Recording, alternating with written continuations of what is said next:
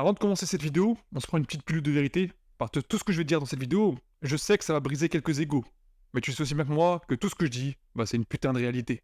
La vérité du jour, c'est que tu dois comprendre que toutes les relations, qu'elles soient amicales, familiales, professionnelles ou romantiques, sont toutes transactionnelles. C'est-à-dire que pour avoir une relation avec quelqu'un, pour devenir son ami, pour avoir un copain, pour avoir une copine, pour avoir des bonnes relations avec ta famille, ou même pour avoir une bonne situation financière, tu vas devoir donner quelque chose avant de recevoir quelque chose. Ça, c'est la dure réalité. Si tu espères avoir une relation, mais ne rien donner dès le départ, tu n'auras absolument aucune relation. Ça, c'est la base des relations.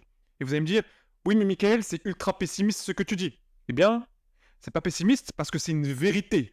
Aujourd'hui, si tu penses me démontrer le contraire, essaye, mais tu n'y arriveras pas. Car, je le sais très bien, toutes les relations ne sont pas transactionnelles uniquement quand on est enfant. Car quand on est enfant, on n'a pas cet aspect de la réciprocité, de l'autorité, les choses comme ça. Plus on va grandir et plus tu vas rentrer dans le système scolaire, plus tu vas comprendre que toutes les relations, au final, c'est transactionnel. Aujourd'hui, si tu es avec un ami à toi et que cet ami-là ne t'apporte rien, pourquoi tu serais ami avec lui? C'est la même chose pour ta copine, c'est la même chose pour ton travail. Tu travailles car tu gagnes de l'argent. Si tu avais la possibilité de travailler et ne pas gagner d'argent, au final, tu ne travaillerais pas.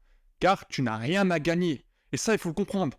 Ça a toujours été comme ça et ça le restera. Je sais, c'est ultra bateau, mais plus on va rentrer dans la vidéo, plus tu vas comprendre tout ce que je suis en train de te dire. Et d'ailleurs, il y a un très bon anthropologue qui a fait de très belles études sur le sujet des relations, qui s'appelle Briffaut, et je sais que extrêmement beaucoup de red pill aiment utiliser sa fameuse loi de Briffaut, mais vous le savez aussi bien que moi, ces fameux red pill ne vont pas aussi loin au niveau de l'analyse. Et je vais vous expliquer tout ça dans les relations romantiques. Et tu sais quoi? On va commencer par les relations romantiques. Tu dois comprendre une chose. Chaque relation romantique est transactionnelle. Ça, il faut que tu le comprennes. Toutes les phrases bullshit sur les réseaux qu'on te dit, oui, les femmes aiment de façon conditionnelle et les hommes aiment de façon inconditionnelle. Ça, c'est des grosses conneries. Si tu es un garçon et que tu me regardes et que tu es en couple, que tu es avec une fille, réponds à cette question. Si cette fille ne t'apporte aucune valeur, est-ce que tu resterais avec elle? La réponse, tu le connais aussi bien que moi. Et crois-moi, coucher avec elle, ça reste une valeur. Car oui, Briffaut l'a démontré, il donne 4 types de valeurs pour que les relations fonctionnent. Et pas uniquement les relations romantiques. Il donne la relation symbolique, donc le mariage, le hlel, les fiançailles, les choses comme ça. Les relations qu'il appelle monétaires, la valeur monétaire ou financière ou matérielle, c'est-à-dire l'aspect matériel que tu peux donner, la sécurité, les choses comme ça. La valeur sentimentale, donc les sentiments, le sentiment d'émotion, le sentiment de protection. Et ensuite, la valeur émotionnelle. Et tous ceux qui le savent, qui sont un peu cultivés sur le domaine de la séduction, pour séduire quelqu'un, un homme ou une femme, il faut avoir une relation qui fait les montagnes russes, car c'est le biais cognitif le plus utilisé pour la séduction. C'est-à-dire que ta relation doit faire ça. Ça doit monter, ça doit descendre, ça doit monter, ça doit descendre. C'est la base des relations. Et pour terminer sur les relations romantiques, j'aimerais parler d'un concept qui est souvent utilisé par le contenu Red Pill. Et ce concept-là, c'est la loi de Briffaut. Cette loi-là nous dit que c'est la femelle qui décide de l'association avec le mâle. Si le mâle n'apporte aucune valeur, la femelle mettra un terme à l'association avec le mâle. Eh bien, c'est la même chose pour les deux sexes. Ça, il faut comprendre. Si l'homme n'a plus aucune valeur envers la femelle, croyez-moi, il mettra un terme aussi à la relation, donc l'association. Et ça, il faut le comprendre. Et pourtant, je ne suis pas un coach en séduction, je ne suis pas un red pill, et je ne suis pas un coach en relationnel. Mais ça, c'est juste une compréhension basique du monde qui t'entoure. Sortez de chez vous, regardez un minimum, et répondez à ces questions. Est-ce que vraiment, tout ce qu'on nous dit sur Internet sur les relations est une vérité? La vérité, tu le verras autour de toi lorsque tu analyses et que tu réfléchis par toi-même. Ça, c'est la base des relations romantiques. Il faut le comprendre. Chaque relation romantique est transactionnelle. Soit, toi en tant que garçon, tu vas échanger ton temps et de l'argent avec ta copine, et ta copine va faire exactement la même chose. Elle va échanger du temps et de l'argent pour avoir une relation avec toi. Peu importe, ça va toujours dans le même sens et toujours dans les mêmes sexes. C'est la même chose pour les deux. Bien qu'il y a quelque chose qu'il faut nuancer. Il est totalement possible que dans la relation, l'un des deux sexes met plus de valeur en avant pour avoir la relation avec la personne. Là, c'est autre chose, et ça, il faut le comprendre. Si tu arrives à l'analyser et le comprendre, réfléchis comment y remédier. Il y a uniquement toi qui peux répondre à cette question. Bien, maintenant qu'on a parlé des relations romantiques, on va partir sur les relations familiales. Et je sais que je vais en froiser plus d'un. mais je vais être le plus rationnel et le plus lucide possible. Les relations familiales sont aussi transactionnelles. Quand j'étais petit, et quand toi aussi tu étais petit, lorsque j'avais des bonnes notes, mes parents m'offraient des cadeaux que je souhaitais. Lorsque j'avais des mauvaises notes, eh bien, c'était le contraire. Ça veut dire que c'était totalement transactionnel. Je donnais quelque chose et ils me donnaient quelque chose en retour. Et tu le sais aussi bien que moi. Et lorsque j'ai grandi aujourd'hui à 25 ans, c'est exactement la même chose. Je leur donne de l'amour et ils me donnent de l'amour en retour. Les personnes qui disent tes parents t'aimeront toujours de façon inconditionnelle, sachez que c'est faux. Si tu ne leur donnes rien, ils ne te donneront rien en retour. C'est la base partout. Ça, tu dois le comprendre. Il y a même des personnes qui ont totalement pas la fibre paternelle ni la fibre maternelle. C'est-à-dire qu'ils ne te donneront jamais absolument rien. Donc, les relations familiales, tu ne les auras jamais. Et c'est la même chose pour tes cousins. Tes cousins, tu les apprécies car ils t'apportent quelque chose, de la valeur, de l'humour, des blagues, des bonnes anecdotes, des choses comme ça. Il y aura toujours de la valeur dans les relations. Si tu n'as rien à apporter dans une relation familiale, tristement, tu n'auras strictement rien. Et d'ailleurs, pour revenir un peu avec les parents, je sais aussi bien que moi que souvent, on te comparait avec les autres enfants quand tu étais petit. Ouais, t'as vu lui, il a des meilleures notes. Ouais, t'as vu lui, il est un peu plus poli. Ces choses comme ça. Eh bien, ça, c'était des pics, c'était un biais de cadrage pour te cadrer à réfléchir comme la personne. Le biais de cadrage, c'est le fait de te mettre devant deux avis ou deux façons de penser et que tu prennes le bon avis à prendre. Lorsque tu poses une question, et je vais faire une petite parenthèse, essaie de toujours de donner un biais de cadrage. Donc, lorsque tu vas poser une question, par exemple, est-ce que tu es en couple, tu attends la réponse oui ou non. Il n'y a pas de c'est bizarre, c'est comme ça. Non, tu veux une réponse. C'est la base du biais de cadrage. Tu vas cadrer une personne pour qu'elle te donne la réponse que tu souhaites.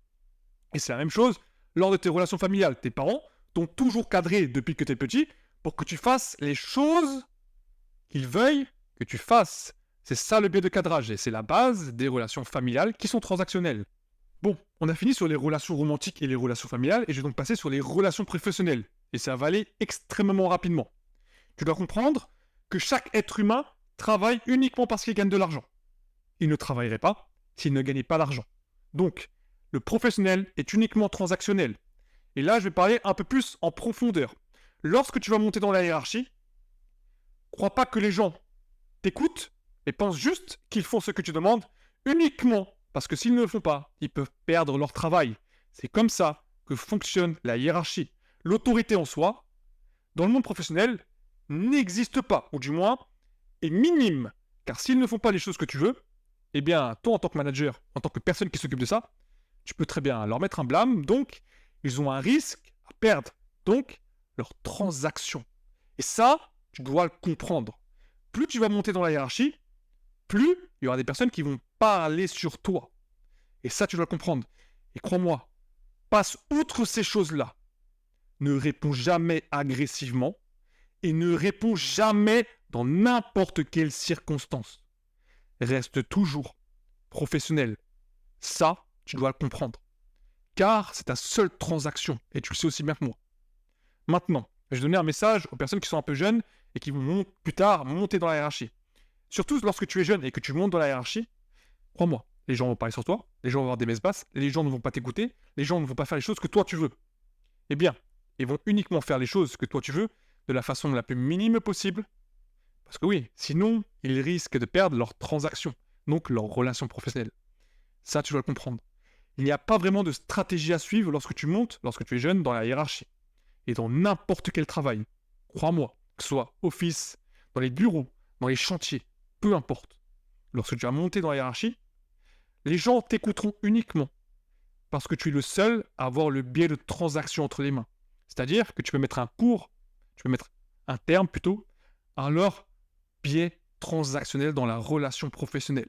C'est toi qui vas décider si oui ou non ils peuvent continuer à gagner leur argent. Donc, leur biais transactionnel dans la relation professionnelle. Et ça, tu dois le comprendre. Eh bien, pour terminer sur les histoires des relations, je vais parler des relations amicales. Mais tu dois comprendre une chose. Une relation amicale entre un homme et un homme n'est pas la même chose qu'une relation amicale entre une femme et une femme. Les relations entre hommes et hommes se font toujours de la même façon. Soit vous avez un objectif en commun, soit vous avez une passion en commun, ou soit vous êtes sur le même chemin pour atteindre un objectif. C'est-à-dire que vous êtes rencontrés en cours de route. Ce sont les seules trois façons où les hommes arrive à avoir une relation amicale avec une personne. Mais il faut comprendre que cette relation sera toujours transactionnelle. C'est-à-dire qu'il faut donner quelque chose pour avoir quelque chose en retour. Par exemple, tu vas être drôle, tu vas faire des sorties, tu vas être là avec la personne, tu vas l'écouter, etc., etc. Cette relation sera toujours transactionnelle.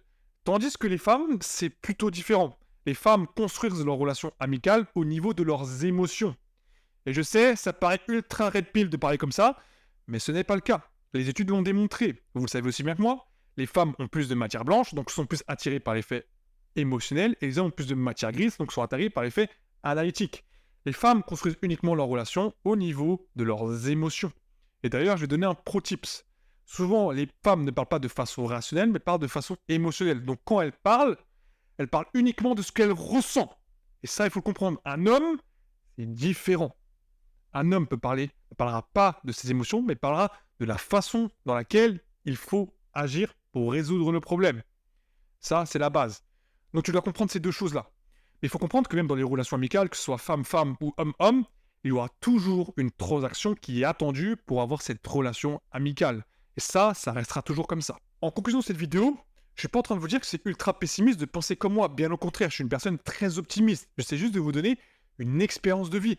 Et malheureusement, j'ai remarqué ça, et beaucoup de personnes, j'espère que dans les commentaires, vous me direz aussi, que vous avez connu tout ça. Parce qu'aujourd'hui, si tu es dans une relation et que tu n'as plus de valeur, essaye, et tu verras que cette relation, elle continuera pas. Tu n'auras soit pas de réponse, soit la personne te dira « Ah, tu ne fais plus attention à moi », ces choses comme ça. Et tu verras donc que les relations sont juste transactionnelles. Je suis pas en train de te dire ça d'une façon mesquine, bien au contraire, je suis en train juste de te dire ça d'une façon à que tu comprennes et que tu évolues dans ta vie. Merci à tous d'avoir suivi cette vidéo.